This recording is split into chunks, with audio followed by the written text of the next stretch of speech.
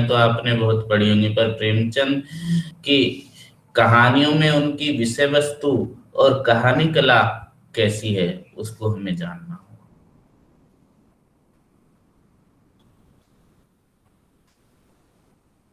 प्रेमचंद ने किस तरह से कहानी को संभ्रांत वर्ग से निकालकर भारतीय गरीब किसान और मजदूरों की जिंदगी को, उनके दुख दर्द को चित्रित करने की तरफ साहित्य में किस तरह से दिखाया है। प्रेमचंद की जो कहानी कला है, प्रेमचंद ने जो पहले जो विषय वस्तु थी कहानी, उसको हटाकर किस तरह से किसान, दलित, स्त्री जीवन की व्यथा को कहानियों के माध्यम से उकेरा है, उसको आज हम देख सकते हैं।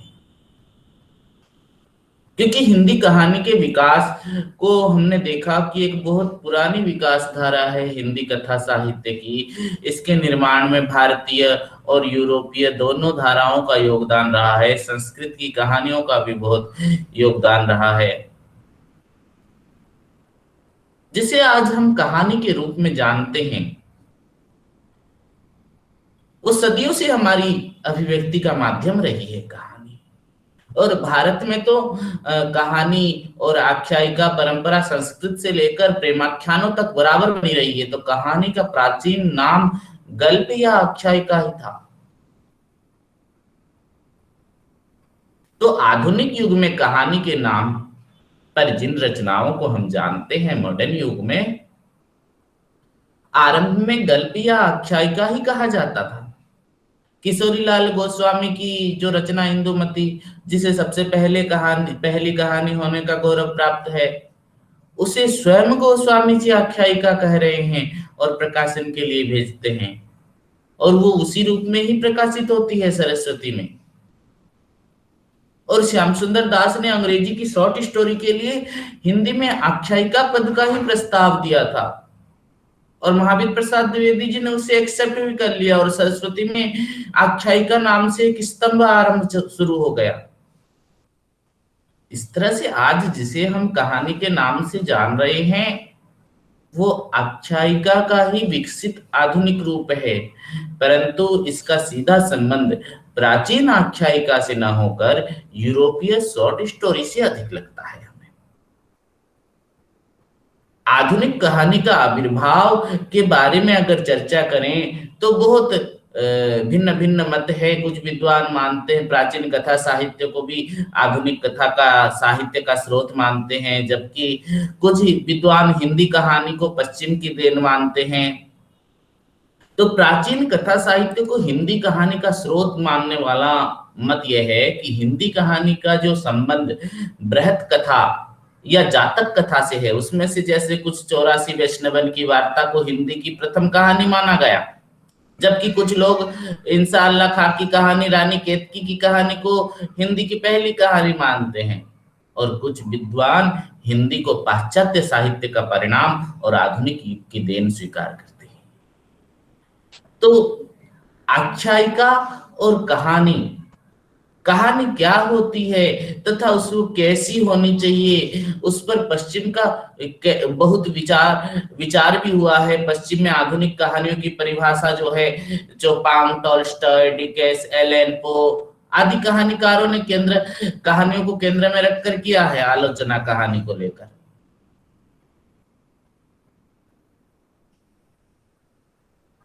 और इसके बारे में कहानी की अगर एक सर्वसम्मत परिभाषा दी जाए तो सबसे पहले हमें कहानी के बारे में पहले अंग्रेजी विद्वान पर विचार करते हैं। एलन पो शॉर्ट स्टोरी के जन्मदाता माने जाते हैं। एलन पो के अनुसार यह ऐसा आख्यान है जो इतना छोटा है कि एक ही बैठक में पढ़ा जा सके और पाठक एक ही प्रभाव उत्पन्न करने के लिए लिखा हो। ये तो एलन पो के अनुसार कहानी की परिभाषा, याद रखना। हडसन के अनुसार कहानी में केवल एक ही मूल भाव होता है, उस मूल भाव का विकास तार्किक निष्कर्षों के साथ लक्ष्य की एक निष्ठता की स्वाभाविक गति से किया जाना चाहिए। एलेरी कहानी की तुलना घुड़दौड़ से करते हुए कहते हैं कि जिस प्रकार घुड़दौड़ आदि और अंत महत्वपूर्ण होता है घुड़दौड़ का, उसी प्रकार कहानी का आदि और अंत भी विशेष महत्व होता है। इस प्रकार अनेक परिभाषाएं हैं कहानी को लेकर, पर कहानी में कला का अर्थ और प्रयोजन। कहानी कला कहने से आप क्या समझते हो? कला अर्थ तो समझने से पहले जान लेना हो कि साहित्य तो अपने आप ही एक कला है। मोटे तौर पर आप सभी कलाओं के बारे में वैसे सारी कलाओं की तरह साहित्य भी एक कला है। अपने आसपास की दुनिया से मनुष्य का संतुलन स्थापित करने का साधन है साहित्य।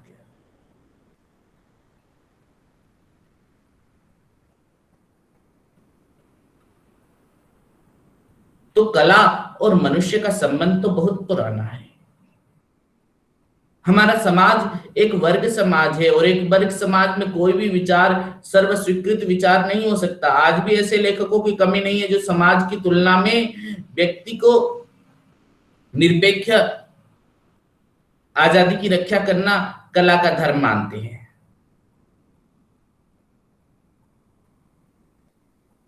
तो प्रेमचंद कला के लिए सिद्धांत के विरोधी नहीं थे, मगर उनका मानना है कि कला के लिए का समय वह होता है जब देश सुखी व संपन्न हो।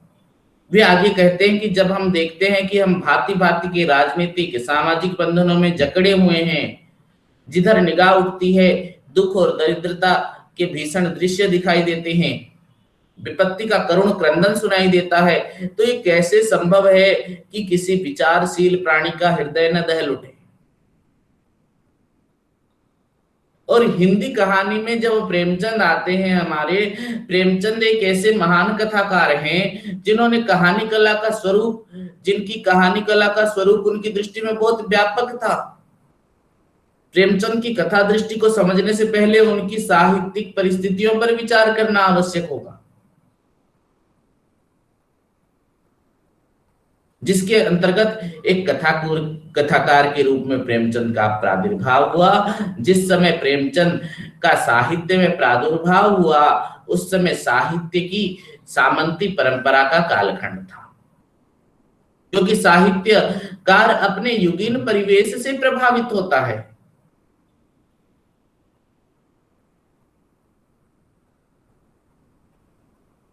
और वह युग था साहित्यकार की प्रवृत्ति मुख्यतः आदर्शवादी भावधारा के माध्यम से अपने को व्यक्त कर रही थी। उस युग का आदर्शवाद कैसा था? सामंतवादी राष्ट्रीयता से प्रभावित था। और जब प्रेमचंद ने लिखना शुरू किया तो हिंदी की पहली कहानियों का सूत्रपात हो चुका था। दुलाई वाली, इंदुमती, 11 वर्ष का समय, जयशंकर प्रसाद की आकाशदीप, राधिका रमन सिंह का कानों में कंगना, विश्वंबर नाथ शर्मा की राखी बंध गई, रक्षाबंधन, चंद्रदत्त शर्मा गुलेरी की उसने कहा था, जैसे कहानीकार आ चुके थे। यानी प्रेमचंद की पहले की जो कहानियां, चाहे वह तिलस्मी हो, जासूसी हो, या सामंती प्रेम की हो, या सुधारवादी हो, सबके नायक, सबके हीरो सामंत वर्ग से ही होते थे और उन्हीं के जीवन की समस्या का साहित्य में चित्रण होता था। इतना लिखने के बाद भी इतना सब कुछ, इतनी कहानियां लिखी जा चुकी थी, इन प्रयासों को भी आचार्य शुक्ल ने अधिक महत्व इसलिए नहीं दिया क्योंकि इन लेखकों की रचनाओं में साधारण मनुष्य के जीवन का कोई भी चित्रण नहीं करके दिखाया था। इतना सारा कथा साहित्य लिखने के बाद भी जयशंकर प्रसाद को आचार्य शुक्ल ने भावुकता का कोष कहकर अस्वीकृत कर दिया।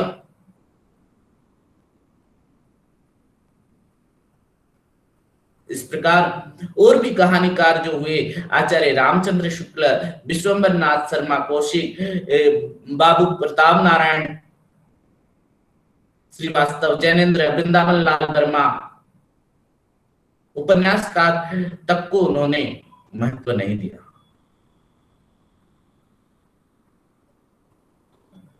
तो जब हम देखते हैं इनके विपरीत प्रेमचंद के लिए उनके मन में अगाध सम्मान का भाव था।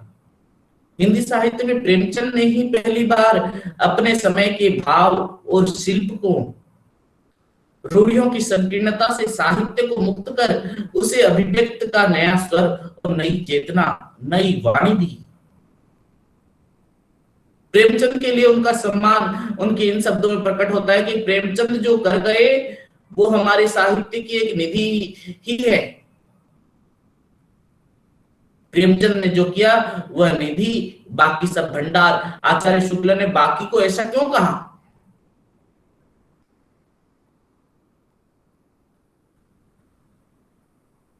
आचार्य शुक्ल हिंदी कथा साहित्य में सच्ची यथार्थवादी कला का विकास सिर्फ प्रेमचंद में ही देख पा रहे थे।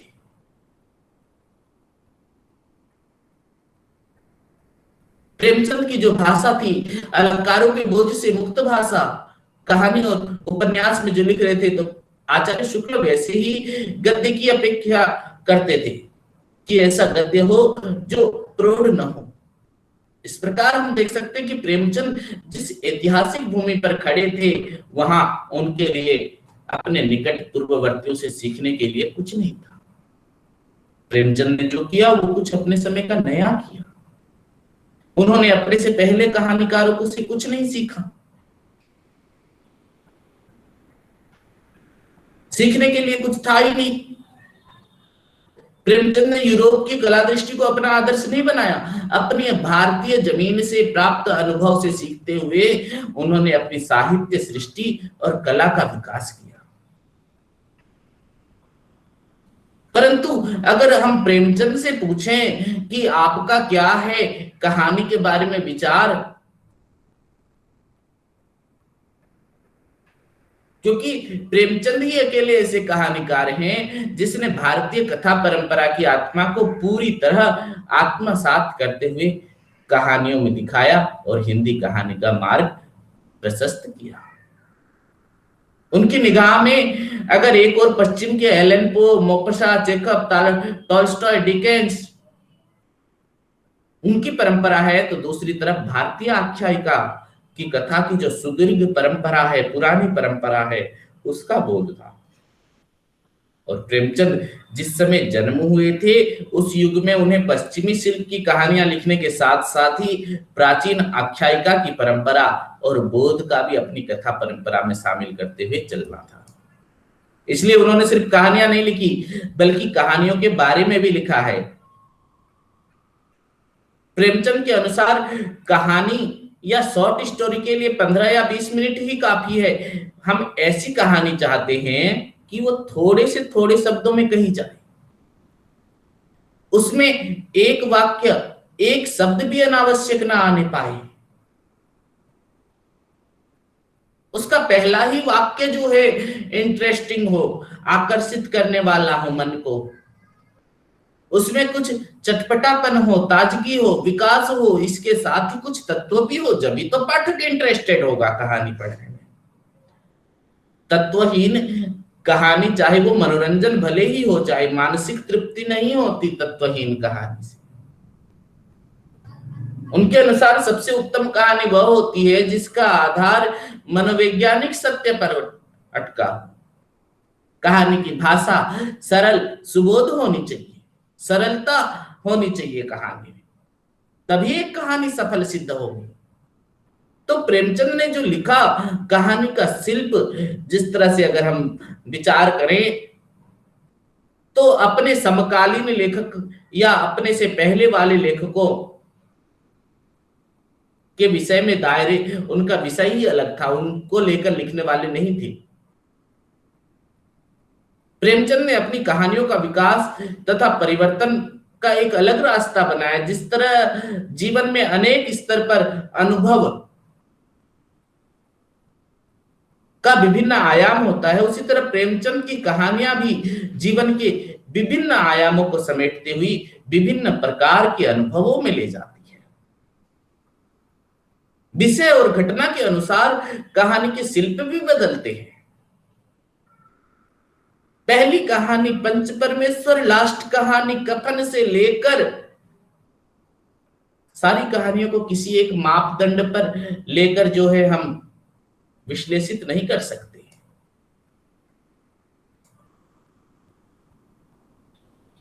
क्योंकि प्रेमचंद ने हिंदी कहानी को पूर्ववर्ती ढंग से लगभग अस्वीकार किया।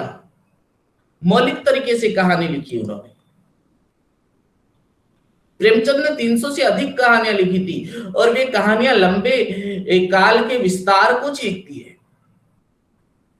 तमाम विविधताओं के बावजूद यदि प्रेमचंद की कहानियों की विशेषता की बात करनी है तो हम देखते हैं कि उन्होंने ग्राम्य जीवन का चितेरा कथाकार कहा जाना चाहिए। ग्रामीण जीवन के कथाकार हमारे प्रेमचंद ही हैं। ग्रामीण जीवन के चितेरे कथाकार प्रेमचंद। उत्तर भारतीय किसान जीवन का ऐसा प्रामाणिक रचनाकार तुम्हें दूसरा कोई नहीं मिलेगा। आचार्य हजारी प्रसाद द्विवेदी जी ने लिखा है, कहा है कि अगर आप उत्तर भारत की समस्त जनता के आचार, व्यवहार, भाषा, भाव, रहन सहन, आशा, आकांक्षा, सुख दुख, सूझबूझ को जानना चाहते तो प्रेमचंद से उत्तम परिचय आपको मिल ही नहीं सकता। समाज को उनसे अधिक विश्वसनीयता से दिखा पाने वाला परिदर्शक हिंदी और उर्दू की दुनिया में है ही नहीं। हम और दूसरे को जानते ही नहीं।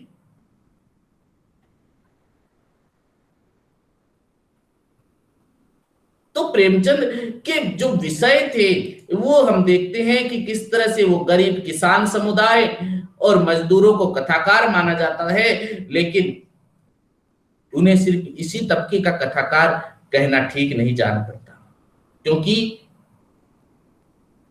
तब हमें बूढ़े काकी, बड़े भाई साहब, बड़े घर की बेटी, ईदगाह, शतरंज के खिलाड़ी, ऐसी कई कहानियां हैं जिसमें कुछ अलग कैरेक्टर भी दिखाए हैं। उन्होंने सिर्फ किसान और मजदूरों को नहीं दिखाया। कहने का अर्थ यह है कि कृषक समुदाय का व्यापक जीवन प्रेमचंद के फोकस में सबसे अधिक जरूर था, लेकिन किसी भी समर्थ और सजग कथाकार की तरह उनकी निगाह अपने आसपास के जीवन समाज पर बराबर बनी हुई थी। इसीलिए तो नागेंद्र ने कहा कि प्रेमचंद ने अपने पात्रों का जो चयन किया कहानियों में जीवन के प्रत्येक क्षेत्र से किया, किंतु उनकी दृष्टि समाज में उपेक्षित वर्ग की ओर अधिक रही। समाज में वह उपेक्षित वर्ग की ओर अधिक ध्यान गया है। नारी के प्रति उनकी भावना और फिर समाज में उपेक्षित, अपमानिता और पतित स्त्रियों के प्रति उनका हृदय, वह सब बताया गया है। डॉक्टर विजय मोहन सिंह के अनुसार प्रेमचंद को केवल कृषक, मजदूर और ग्रामीण जीवन का कथाकार कहना उनके वृत्त को सीमित करके देखना है। वे कहते हैं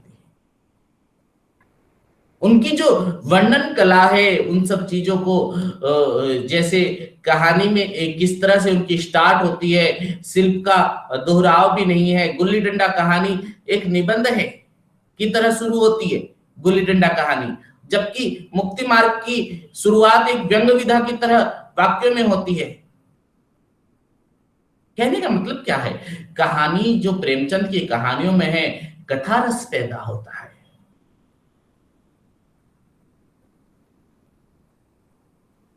ऐसा लगता है कि प्रेमचंद कहानी लिखने की जगह कहानी सुनाते हैं। अक्सर लच्छेदार जुबान में प्रेमचंद की कहानियों में फुर्सत से सुनने का भाव मिलता है। जीवन के अनुभवों पर टीका टिप्पणी, व्यंग, अनूठी उपमाएं और बीच बीच में हास्य व्यंग के द्वारा पाठक के भी जो है हंसता रहता है उनकी कहानी में। उन्होंने परंपरागत कहानी में पाए जाने वाले कौतूहल की जगह पर चरित्र चित्रण को अधिक महत्व दिया। इसीलिए तो पाठकों के मन में चरित्र ज्यादा बारीकी से रमता है और उनकी भाषा जो है बहुत ही सरल, सहज भाषा में लिखते हैं। किस्सा गोई शैली में लिखते हैं, क्योंकि प्रेमचंद का अनुभव का संसार निरंतर विकसित और परिवर्तित होता रहा है। इसीलिए प्रेमचंद की कहानी कला समूचे हिंदी साहित्य की एक अन्यतम उपलब्धि है। हिंदी साहित्य में अगर सच्चे अर्थों में माना जाए तो मार्गदर्शक कथाकार प्रेमचंद ही थे। वे प्रेमचंद ही थे जिन्होंने सबसे पहले किसान को, मजदूर के बारे में लिखना शुरू किया, सौंदर्य के प्रतिमानों को बदल दिया। प्रेमचंद के पहले वाले जो रचनाकार थे उनमें विलासिता का राग विराग था, लेकिन प्रेमचंद ने गरीबों की दुख दर्द को दिखाने की चेष्टा की। वो अपने द्वारा पहले से जो बनाए गए रास्ते पर चलने की दृष्टि नहीं है। अपनी कलम के माध्यम से प्रेमचंद ने उस मनुष्य का साथ दिया जो असहाय था। प्रेमचंद ने परतंत्र भारत में आजादी की कल्पना की, आजादी का स्वप्न जागृत किया। सामाजिक मंगल की भावना, समाज मंगल की भावना ही प्रेमचंद के लेखन का उद्देश्य रहा है। प्रेमचंद ने भारतीय गांव के किसान जीवन की स्थिति हो तथा गांव का दृश्य हो, उत्तर भारत के गांव के बारे में प्रामाणिक जानकारी के लिए प्रेमचंद की रचनाएं आज भी एक दस्तावेज है। तो प्रेमचंद ने हिंदी कहानी को एक नई दिशा दी। इससे पहले कथा साहित्य संभ्रांत वर्ग के जीवन पर कार्यकलापों का चित्रण हुआ करता था, सीमित था, जबकि प्रेमचंद ने कहानी को गांव की गरीब जनता के सुख दुख, राग द्वेष का चित्रण किया। प्रेमचंद की रचना शिल्प, प्रेमचंद की परंपरागत कहानी में पाए जाने वाले जो है चरित्र चित्रण की प्रधानता को हम प्रेमचंद के कथा साहित्य में देखने को पाते हैं। तो प्रेमचंद की कहानियां और हिंदी आलोचना के बारे में हम चित्रण करते हैं। प्रेमचंद के बारे में हम जानते हैं कि प्रेमचंद हिंदी साहित्य के श्रेष्ठ कथाकार हैं और जिस समय इनका आगमन हुआ, हिंदी कहानी अपने आधुनिक अर्थ में अगर घुटरन चलत रेणु तन मंडित वाली स्थिति में से सवास्था में थी, अपने घुटनों के बल चल रही थी, उसको किस तरह से आगे बढ़ाया। प्रेमचंद सबसे पहले नवाब राय नाम से उर्दू में लिखा करते थे। वैसे तो इनका मूल नाम धनपत राय था, इसी नाम से वे सरकारी नौकरी भी करते थे और अंग्रेजों की नजर से बचने के लिए उन्होंने नवाब राय नाम से कहानी लिखना शुरू किया और इसी नाम से उनकी सबसे पहली कहानी इसके दुनिया व हुब्बे वतन दयाराम निगम के संपादन में निकलने वाली पत्रिका जमाना में प्रकाशित हुई। जिनकी पहली कहानी उर्दू में इसके दुनिया व हुब्बे वतन दयाराम निगम के साथ मिलकर ये जमाना पत्रिका प्रकाशित करते थे। 1908 में वह प्रकाशित हुई और उसी वर्ष उनका प्रथम कहानी संग्रह सोजे वतन जमाना प्रेस कानपुर से प्रकाशित हुआ और जिसमें इसके दुनिया व हब्बे वतन के अतिरिक्त दुनिया का सबसे अनमोल रतन, यही मेरा वतन है, शेख मखमूर और सिले मातम नामक कहानियां संग्रहित थी। और इसके दिवाचा में नवाब राय ने लिखा था कि हर एक कौम का इल्म और अदब अपने जमाने की सच्ची तस्वीर होता है। जो ख्यालात कौम के दिमागों को मुतहरिक यानी सक्रिय करते हैं और जो जज्बात कौम के दिलों में गूंजते हैं वो नज्म और नस्त यानी गद्य और पद्य में ऐसी सफाई से नजर आते हैं जैसे आईने में सूरत। अब हिंदुस्तान के कौमी का ख्याल है बोलगियत यानी बलिकपन के जीने पर एक कदम बढ़ाया गया हो। इस तरह से उन्होंने विस्तृत रूप से उस कहानी संग्रह में लिखा था।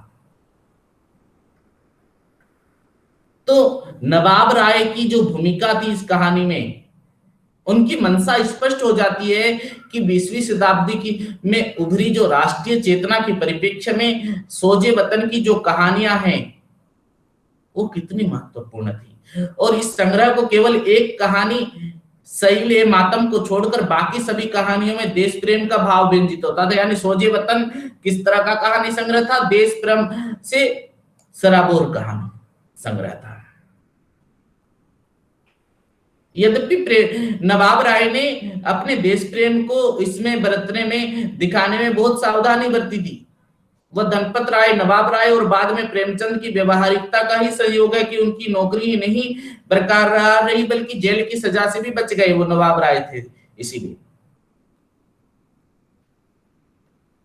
और इस पर क्या हुआ, नवाब राय को खोजा गया और उनकी सोजे वतन की सारी लेखनी पर पाबंदी लगा दी गई और नवाब राय भी कहां मानने वाले थे। एक बार फिर उन्होंने नाम बदला और फिर प्रेमचंद नाम का जन्म हुआ, जिसने कथा साहित्य में एक छत्र राज किया और फिर बदलने वाला नहीं था।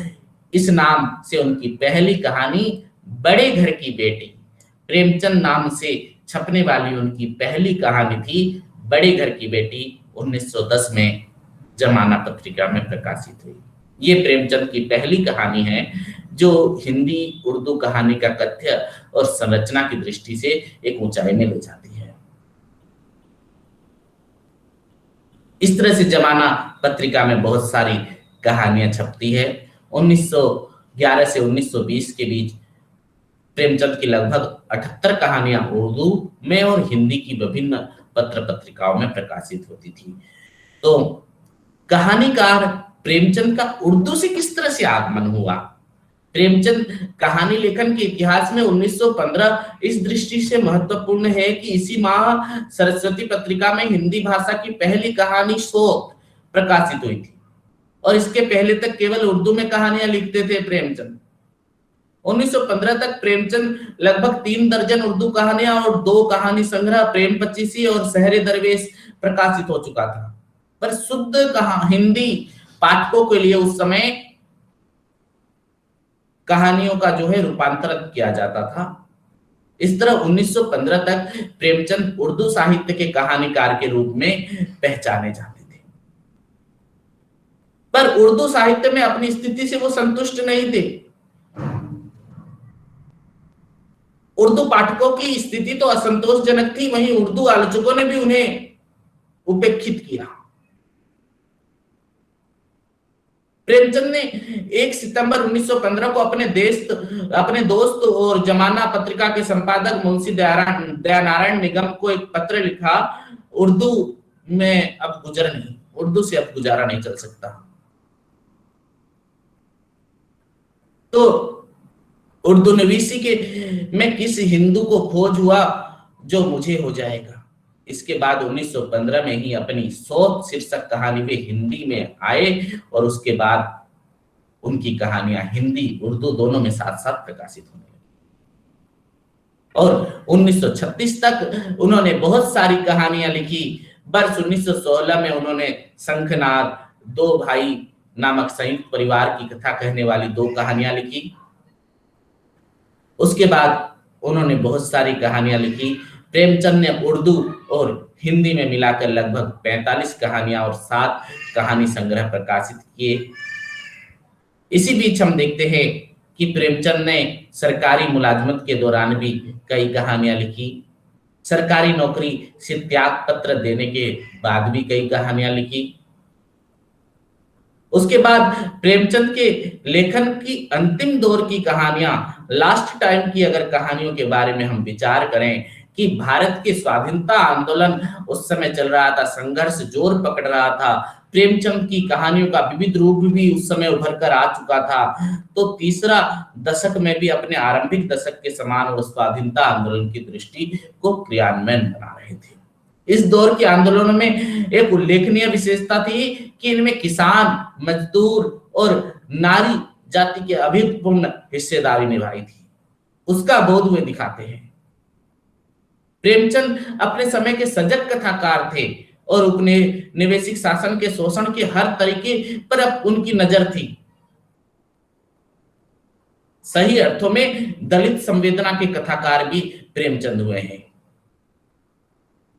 इस प्रकार अगर देखा जाए तो प्रेमचंद ने अपनी कहानियों में जो काल की दृष्टि से 1907 से 1936 तक जो लिखा प्रेमचंद ने कहानियां, भारतीय जीवन के विविध रूपों को चित्रित किया है उन कहानियों के माध्यम से। प्रेमचंद की कहानी के बारे में अगर देखा जाए तो कई आलोचक के घेरे में भी है प्रेमचंद की रचनाएं। प्रेमचंद विवाद में भी घिरे रहे हैं। जैसे हम देखते हैं कि प्रेमचंद हिंदी के महत्वपूर्ण रचनाकार हैं और उनकी कहानियों का विभिन्न प्रकार की कहानियां लिखते थे और हिंदी आलोचकों के बीच बहस का मुद्दा रहा है और प्रेमचंद के बारे में आज भी आलोचना हो रही है। प्रेमचंद की कहानियों के संबंध में नामवर जी कहते हैं कि 1905-1906 में बंग भंग से लेकर 1936 तक जब प्रेमचंद की मृत्यु हुई, इस 30 साल में भारतीय जीवन की धड़कन, उनका संघर्ष, उसका दुख दर्द की समस्त गहराइयों के साथ एक भारतीय लेखक में आप ढूंढना चाहे तो रविंद्रनाथ टैगोर के रहते हुए, शरद चंद्र के रहते हुए, सुब्रमण्यम भारती के रहते हुए, डॉक्टर मोहम्मद इकबाल के रहते हुए भी मैं प्रेमचंद का नाम लेना चाहूंगा, क्योंकि यही एकमात्र साहित्यकार है जिनके साहित्य में स्वाधीनता संग्राम की अमर गाथा अपने पूरे ब्यौरों के साथ कही गई है। इस तरह और कई आलोचक हैं, उन्होंने कहा है, रामविलास शर्मा ने और भी कई आलोचकों ने कहा, नंदुलारी वाजपेयी। तो हम देखते हैं कि प्रेमचंद ने कैसी हिंदी कहानी को एक नई शक्ति प्रदान की जो एक आलोचना का विषय बन चुका है। आज इतने बड़े बड़े आलोचक भी उनके बारे में आलोचना कर रहे हैं। तो जिस समय प्रेमचंद का हिंदी कहानी के क्षेत्र में पदार्पण हुआ, उस समय तक आधुनिक हिंदी कहानी का स्वरूप स्थिर नहीं हो पाया था। प्रेमचंद ने केवल हिंदी कहानी को एक नई दिशा प्रदान की, बल्कि उसके सामान्य जनमानस को आवाज भी बना दी। इसीलिए तो रामविलास शर्मा ने इसे ही प्रेमचंद का जातीय स्वर कहा है।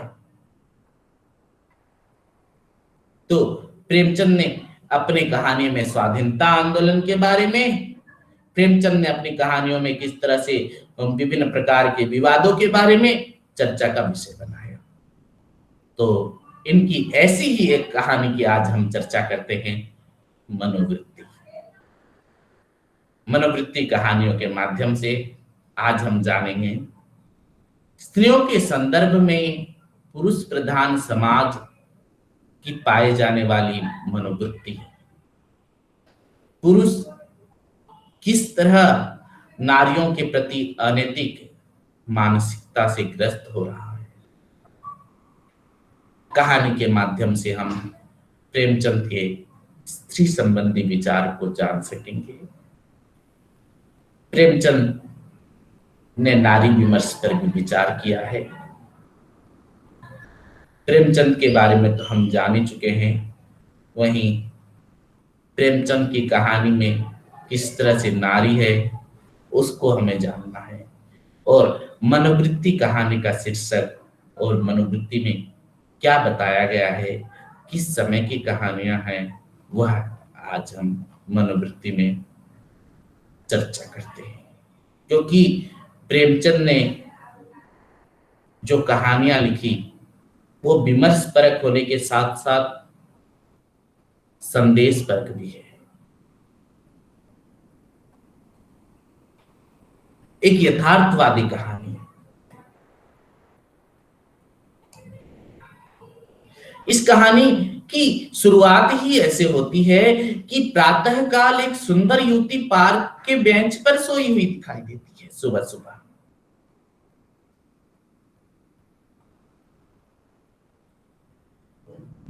मगर कोई युवती पार्क के बेंच पर सोए, ये गैर मामूली बात है। पार्क में बूढ़े जवान स्त्रियां कई टहल रहे हैं। टहलने वाले लोग बेंच पर सोई हुई सुंदरी को देखकर एक क्षण के लिए ठिठक जाते हैं, एक नजर वह दृश्य को देखते हैं और चले जाते हैं। और कई युवक तो रहस्य भाव से मुस्कुराते हुए और वृद्धजन भी चिंता से सिर हिलाते हुए और युवतियां भी उसको देखकर नजरें झुका लेती है। युवती सुंदर है और किसी कुलीन परिवार की लगती है। उसके मांग में सिंदूर है, इसीलिए हमें पता चलता है कि वो विवाहिता है। सुंदर विवाहिता और युवती होने के कारण उसमें विक्टोरियाई नैतिकता के अनुसार उसे अपने घर में होना चाहिए, या अगर पार्क में है तो किसके साथ होना चाहिए? अपने पति के साथ, पिता के साथ, या माँ के साथ, सास के साथ होना चाहिए। सही समझते हो तुम इसे? एक नारी स्वच्छंद भाव से विचरण नहीं कर सकती। अगर कहीं पर अकेली पाई जाती है तो नारी के प्रति तुम्हारी मानसिकता क्या है? किस तरह से समाज देखता है उसे? लेकिन ऐसा न करके वह सारी वैवाहिक मर्यादाओं और शालीनता को ताक पर रखकर अगर किसी पार्क में अकेले बेसुध सोई हुई मिले तो स्त्री की मर्यादा की दृष्टि से निश्चय ही एक गैर मामूली बात है। ऐसा अस्वाभाविक व्यवहार, उस स्त्री के बारे में तरह तरह के अनुमान किए जाने, पार्क में टहलने वाला चाहे युवा हो, चाहे वृद्ध हो, चाहे महिला हो, सबको ये सोचते हैं कि हाँ अच्छे परिवार की लग रही है ये तो, मगर पार्क की बेंच में क्यों सोई है? क्या ऐसी सिचुएशन आई जो ये पार्क की बेंच पर सोई है? तो कोई अच्छे परिवार की है तो इस तरह पार्क की बेंच पर सोया हुआ पाए जाना कितना ही असभ्य बात है। इसलिए बहुत संभव है कि ये किसी कुलीन परिवार की न होकर शायद कोई वेश्या होगी। कितना करारा जवाब। या यदि वेश्या भी ना हुई तो नाराज होकर घर से निकली हुई होगी। तो यह स्त्रियां वेश्या नहीं तो आशालीन अवश्य है, जो यहाँ पार्क में लोगों को अपने आकर्षण के पास में बांधने के लिए, फंसाने के लिए अपने रूप और यौवन का प्रदर्शन कर रही है। चाहे वो वेश्या हो, चाहे वो कुलवधू हो, पर मूल में एक बात है कि वो युवती है, एक नारी है। और एक युवती का पार्क में इस तरह बेशरम की तरह सोया होना उचित नहीं है। औचित्य और अनुचित्य का यह प्रश्न दरअसल ऐतिहासिक प्रश्न है। यह हमारी पितृसत्तात्मक भारतीय संस्कृति में एक स्त्री के आचरण से संबंधित है। ये स्त्रियों पर आचरण व्यवहार का ये रूप भारतीय देश काल की विभिन्न परिस्थितियों में के बीच आज भी कायम है। आज भी नारी को इस तरह से देखा जाता है। हैरत की बात है कि एक युवती के पार्क में इस तरह खुलेआम सोकर स्त्रियों के आचरण पर जो लागू विभिन्न प्रकार की निषेधताओं का उल्लंघन कर दिया गया है, किसी भी रूप में क्षमा नहीं करने लायक है।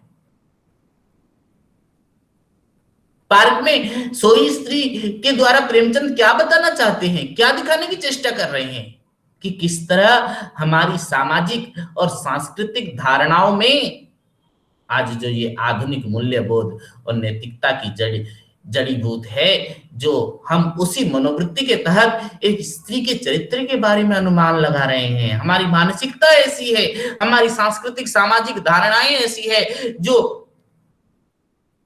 उसी मनोवृत्ति के तहत हम एक नारी को उस नजर से देख रहे हैं।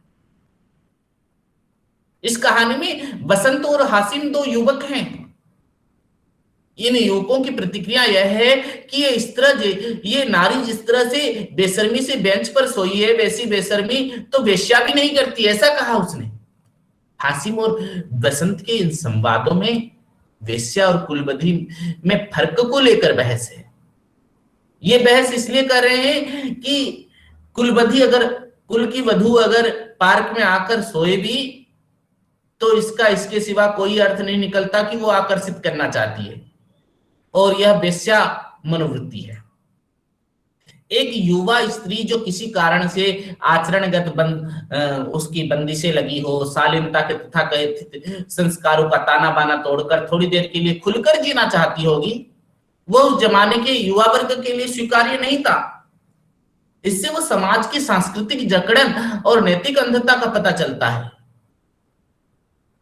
इसी प्रकार जो बूढ़े हैं उस युवती को सोए रहने पर अपनी प्रतिक्रियाएं दे रहे हैं। बूढ़े आपस में बातचीत में शिष्टता का सवाल भी उठाता है और इसी आधार पर युवती को वेश्या साबित करने की चेष्टा की गई है।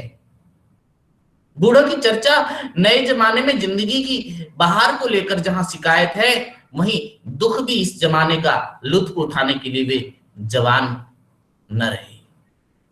आज वो जवान नहीं है, नहीं तो आज उनकी भी और दूसरी मनोवृत्ति। इस दृश्य में सोई हुई स्त्री के अंगों के खुले होने का जिक्र है। गर्दन खुले हुए है, केस लहरा रहे हैं, अंग विन्यास दिख रहा है। इस सारा का सारा दृश्य तो हमें उसको आमंत्रित करता हुआ दिखाई दे रहा है। वृद्धों में प्रेम का संचार होता है। उस स्त्री से अपने संबंध के बारे में कल्पनाएं करते हुए भीतर गुदगुदी की अनुभव हो रही है उनमें। तो इस दृश्य में वृद्धा की दमित आकांक्षाओं और कुंठाओं को प्रकट किया गया है। वृद्धों के अंदर जो अंदर घुटकर रह गई थी आकांक्षाएं, कुंठाएं, वो खुलकर उभर आ रही है। वृद्धों की चर्चा से स्पष्ट है कि वे खुलापन का आनंद तो चाहते हैं, मगर पुराने आदर्श और नैतिकता से बाहर निकलने का समर्थन करने के लिए तैयार नहीं हो। इस दृश्य में स्त्री के मात्र कि यौनांग की तरह देखने की पुरुष मानसिकता का वर्णन प्रेमचंद ने बहुत बढ़िया ढंग से किया है। स्त्री जहां कहीं अकेले तथा कहीं ताशालीन दशा में दिखी नहीं कि पुरुषों की काम ग्रंथि कुलबुलाने लगती है और कहीं नजर नहीं जाती है। वृद्ध हो चाहे युवा हो, पुरुष मानसिकता में सब में सबकी एक जैसी हो रही है। तीसरे दृश्य में दिखाया गया कि दो स्त्रियां आपस में बातें कर रही है, एक बूढ़ी है जबकि दूसरी नवयौवना है। दोनों एक साथ पार्क में हवा खाने के लिए आई हैं। दोनों ही अच्छे परिवार की है, शिक्षित है, मगर उस सोई हुई स्त्री को देखकर दोनों की आरंभिक प्रतिक्रियाएं उसी तरह है कि जैसे कि पुरुषों की। इस तरह आजाद तरीके से सोई हुई स्त्री को देखकर बूढ़ी कहती है कि इसलिए तो मर्द स्त्रियों को आजादी नहीं देना चाहते। आजादी मिली तो बिगड़ जाएगी वो। दोनों स्त्रियों के अनुसार यह स्त्री जो पार्क में सोई हुई है पूरे स्त्री समाज को लज्जित कर रही है। ऐसा करना आपत्तिजनक है। यहां प्रेमचंद ने स्त्री की आजादी की सीमाओं की व्याख्या कर रहे हैं। उनकी स्त्रियां कहती है कि वे स्त्री स्वतंत्रता का समर्थन अवश्य करती है, लेकिन किसी स्त्री को आजादी के नाम पर अपनी स्त्री सुलभ गौरवशीलता या सल्लजता का त्याग कदापि नहीं करना चाहिए। सिगरेट पीना, आधे अंग का जंपर पहनना, खुले में अकेले घूमना स्त्री को शोभा नहीं देता।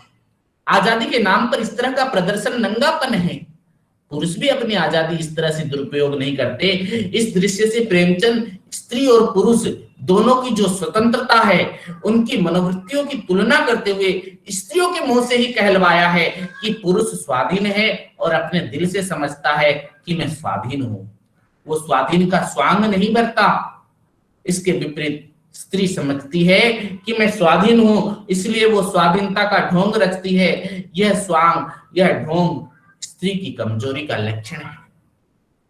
प्रदर्शन की मनोवृत्ति इसी कमजोरी का परिणाम है। अगर किसी नारी को कोई स्वाधीनता दी जाए तो वो दिखाने लग जाती है, वो प्रदर्शन करने लग जाती है। तो दोनों स्त्रियों में प्रेमचंद स्त्री के ढकने और खुलेपन पर बहस कराते हैं। वृद्धा के यह कहने पर भी एक स्त्री अपने को छिपाकर भी पुरुष को नचा सकती है। युवती कहती है कि पुरुष को आकर्षित करने की जिम्मेदारी स्त्री को ही क्यों उठानी चाहिए, यह काम पुरुष का नहीं होता क्या? कितनी बहस हुई उस नारी को लेकर, किसने क्या नहीं कहा, युवाओं ने, वृद्धों ने, महिलाओं ने। इसी बीच अचानक वृद्धा बिफर कर कहती है कि इतने आदमी आ जा रहे हैं और ये निर्लज टांग फैलाए पड़ी है। मैं तो कहती हूं कि रात भर यही रही है ये। इतने में युवती हाथ पकड़कर उसे जगा देती है और सारे ख्यालों, सवालों और अनुमानों से पर्दा उठ जाता है। वो युवती ने उस युवती को जिस तरह से उठाया तो लोगों की मनोवृत्ति जो थी वो बदल गई। खुलासा होता है कि उसे चक्कर आया और हवा खाने आई हुई थी वह पार्क में।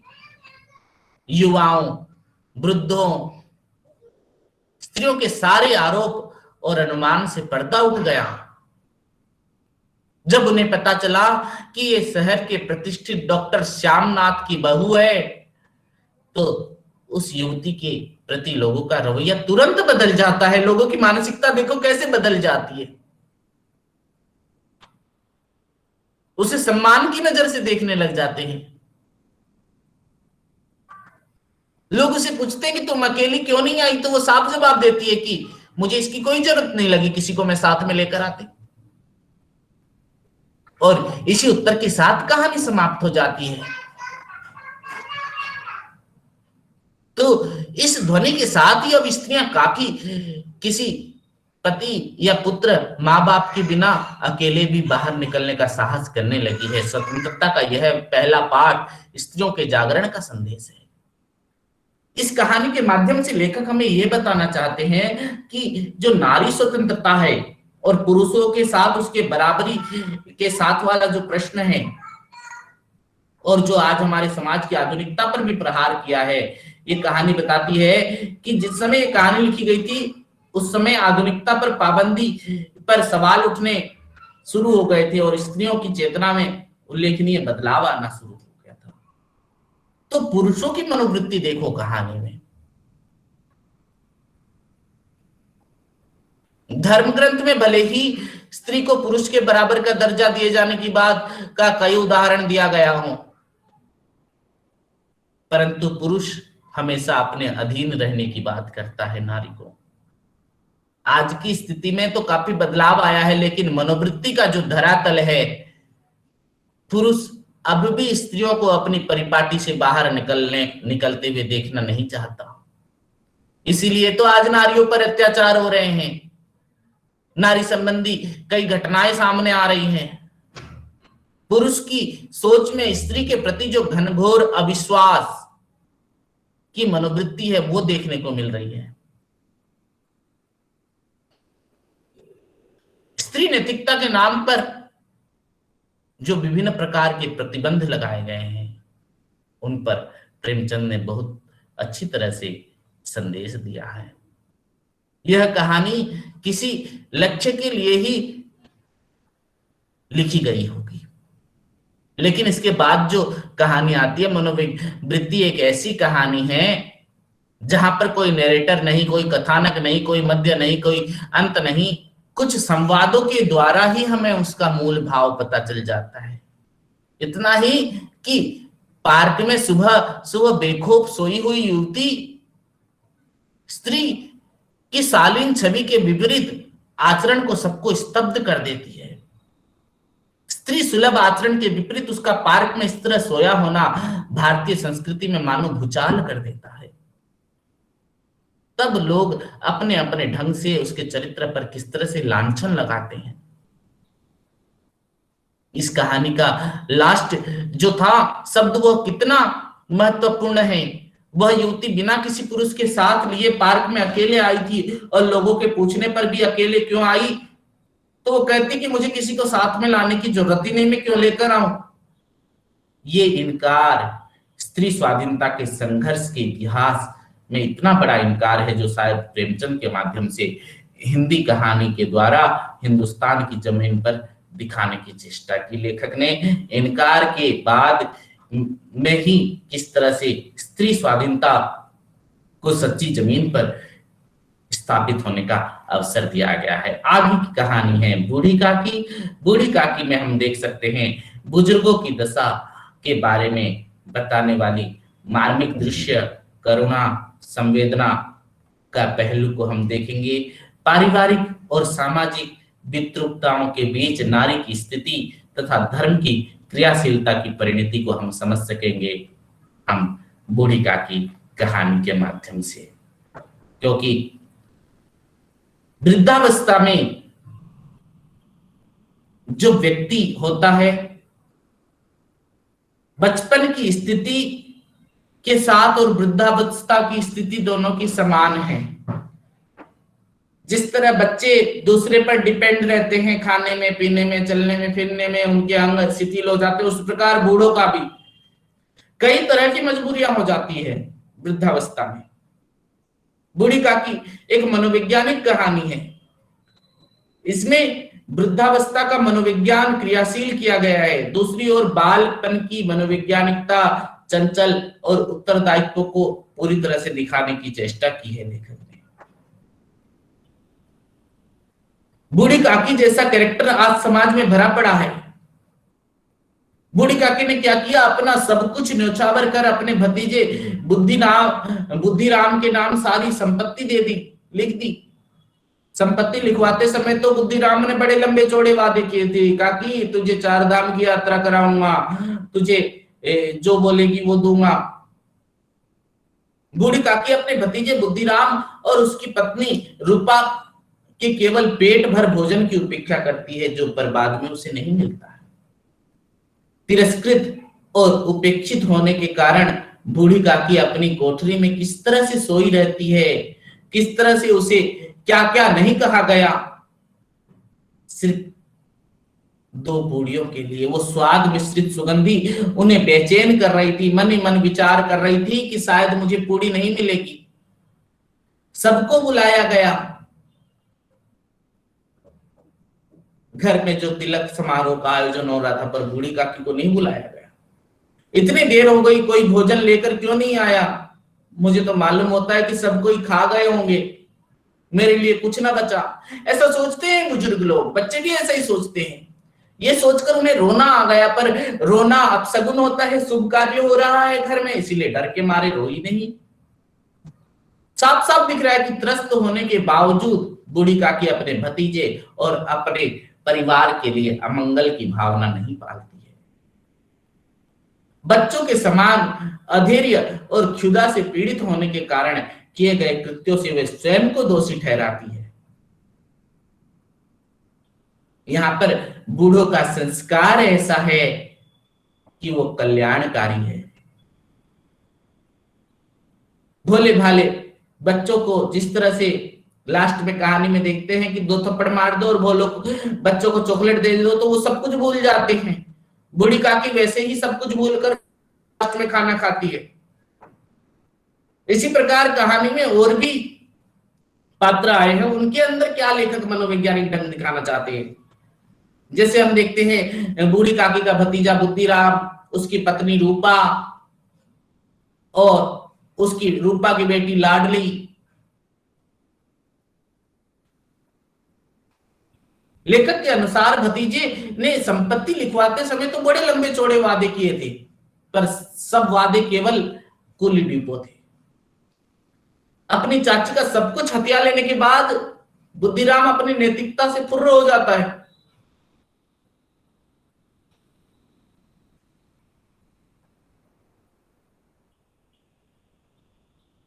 वहीं रूपा भी अपनी काकी सास को कभी भोजन नहीं देती थी। वह भी पति के पद चिन्हों पर चलती थी। किस तरह से बूढ़ी काकी एक बार खाने आ गई थी तो उस पर कहा कि ऐसे पेट में तेरे आग लगी है क्या, पेट है या बाहर है, इतना ठूसती है, ना जाने कहां जाता है तेरा। किस तरह से उसे भरे समाज के सामने लज्जित किया गया।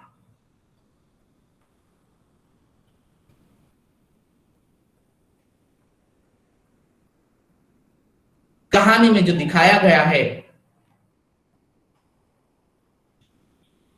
बुजुर्गों के प्रति होता अन्याय और लालची स्वार्थी अत्याचारी पात्र बुद्धिराम और रूपा के मन में जो चलता है वह कहानीकार दिखाना चाहते हैं। रूपा को पाप पुण्य की चिंता अधिक सताती है, इसलिए वो स्वभाव में तीव्रता है। वो बूढ़ी काकी को बहुत तरह से वह कहती भी है, प्रताड़ित भी करती है, पूरी कहानी में अत्याचार तो करती है, किंतु अंत में भगवान से डरती है। इसीलिए सब पापों का प्रायश्चित करने के लिए पुण्य की सोच में मनोवैज्ञानिक धरातल पर कार्य करती है और आडंबरहीन तरीके से किस तरह से मनुष्य की मनुष्यता जाकर वापस आती हुई दिखाई दी है। लेखक ने निरूपा के हृदय में किसी तरह से परिवर्तन दिखाया। हृदय परिवर्तन का कारण वह नैतिक मूल्य, भारतीय संस्कृति, सामाजिक मूल्य के द्वारा हुआ है। और कहती है बदली हुई रूपा का कथन देखिए, हाय मैं कितनी निर्दयी हूं, जिसकी संपत्ति से मुझे 200 रुपया आय हो रही है उसकी यह दुर्गति, और मेरे कारण मेरे से बहुत बड़ी चूक हुई, भगवान मुझे क्षमा कीजिए। और वो किस तरह से सारी चीज ला कर देती है थाली में सजाकर। तो प्रेमचंद का जो नारी संबंधी, प्रेमचंद के संपूर्ण कथा साहित्य में नारियों के साथ किस तरह से न्याय करता है, उनकी ईदगाह कहानी हो, चाहे बेटों वाली विधवा कहानी हो, जो नारी चरित्र है। भारतीय समाज में नारी हमेशा ही पूज्य रही है। ये बात अलग है कि किस नजरिए से देखता है समाज उसे, परंतु कहानी में बूढ़ी काकी को जिस तरह से मनोवैज्ञानिक ढंग से लेखक ने चित्रित किया है, विभिन्न आयामों के जरिए बूढ़ी काकी जैसी वृद्ध और असहाय स्त्रियों की त्रासदी को दिखाया है कहानीकार ने। बूढ़ी काकी कहानी का उद्देश्य यही है कि पारिवारिक और सामाजिक विद्रुपताओं के बीच नारी की स्थिति तथा धर्म क्रियाशीलता की परिणति का प्रकट करना। कहानी में बूढ़ी काकी बुढ़ापे के सहारे के लिए अपने 150-200 रुपये वार्षिक आय वाली सारी संपत्ति भतीजे को देती है, लेकिन भतीजा और उसकी पत्नी रूपा अत्याचार करने लगते हैं। बल्कि उनकी लड़की जो थी लाडली, उसका बड़ा लगाव था काकी के साथ। बुद्धिराम के बड़े बेटे मुखराम का तिलक उत्सव होता है तो बूढ़ी काकी के मन में आस जगती है कि चलो अच्छा अच्छा खाना मिलेगा, किंतु खाना तो दूर, जूठा भोजन मिला।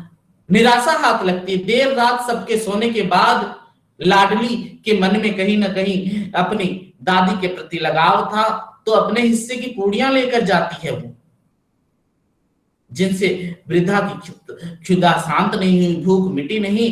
फलस्वरूप वह कहती कि बेटा जहां मेहमानों ने खाकर पत्तल घेरा है ना, वहां लेकर चल मुझे।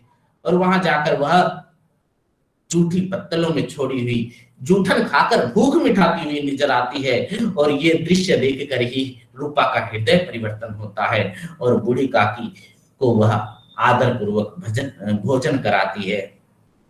अगली कहानी है बेटों वाली विधवा। बेटों वाली विधवा में भी कहानी ने इसी तरह की समस्या को दिखाया है। मध्यम वर्गीय जीवन के यथार्थ को यहाँ पर चित्रित किया गया है। जो बेटों वाली विधवा कहानी में फूलमती कहानी की एक पात्रा है, जो पंडित अयोध्यानाथ की विधवा है और 4 बेटों व 1 बेटी की मां है। पति के निधन के बाद 12वें दिन ही अपने बेटे के बदलते रुख से वह किस तरह से दुखी होती है। लालची और स्वार्थी पुत्रों के चलते हुए वो चाह कर भी 13वीं का भोज पति की प्रतिष्ठा और संपन्नता के अनुरूप नहीं करवा पाती है, क्योंकि छल कपट द्वारा चारों बेटे जो है मां की ममता को उगते हैं और सारी संपत्ति हथिया लेते हैं। पति की इच्छा के अनुसार पहले से जिस जगह पर बेटी की सगाई की गई थी, वो विवाह भी वहां पर नहीं कर सकती है। और दुष्ट बेटे क्या करते हैं, इकलौती बहन का विवाह एक अधेड़ उम्र के व्यक्ति से कर देते हैं। अनेक अत्याचार सहने पड़ते हैं उसे। इसके बावजूद भी सामाजिक प्रतिष्ठा को बनाए रखने के लिए वह परिवार की नौकरानी की तरह घर में बनी रहती है। अंत में वह गंगा में डूबकर मर जाती है। तो कहानी में लेखक जो दिखाना चाहते हैं मध्यम वर्गीय जीवन का यथार्थ पूर्ण चित्रण, पुरुष प्रधान समाज में जो नारी के अधिकार है उसको दिखाना चाहते हैं। नारी की स्थिति घर परिवार में कैसी है, समाज में कैसी है। हालांकि घर परिवार में देखें तो अपने पति के निधन से पहले फूलमती घर की असली मालकिन थी। बेटे बहू उसको बहुत प्यार देते थे, आदर देते थे, बल्कि उसकी सेवा में भी कोई कमी नहीं थी। उसके घर परिवार में जो पिछले 40 वर्षों की स्थिति थी, उसको कहीं भी कोई चुनौती मिलेगी फूलमती को इमेजिन भी नहीं किया था। उसने कभी कल्पना भी नहीं की थी, क्योंकि किसी लड़के में वह दुर्व्यसन या छेलापन या लुटाऊपन नहीं था जो माता पिता को जलाता या कुल मर्यादा को डुबाता। फूलमती घर की मालकिन थी।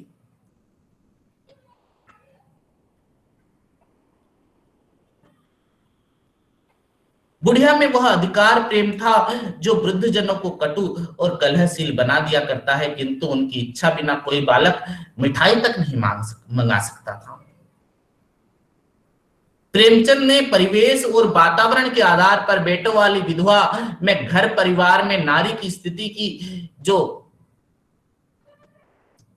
दिखाई है, स्थिति चित्रण जो किया है, पिता के स्वर्गवासी होते ही बेटे बहू एकदम बदल जाना, ऐसा लगता है कि जैसे वो किसी प्रतिशोध लेने पर आमदा हो जाते हैं।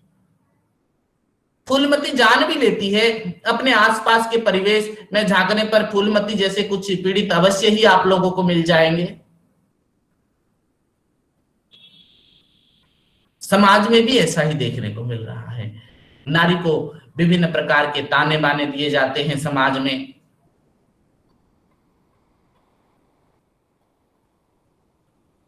नारी की स्थिति किस तरह से बदल जाती है,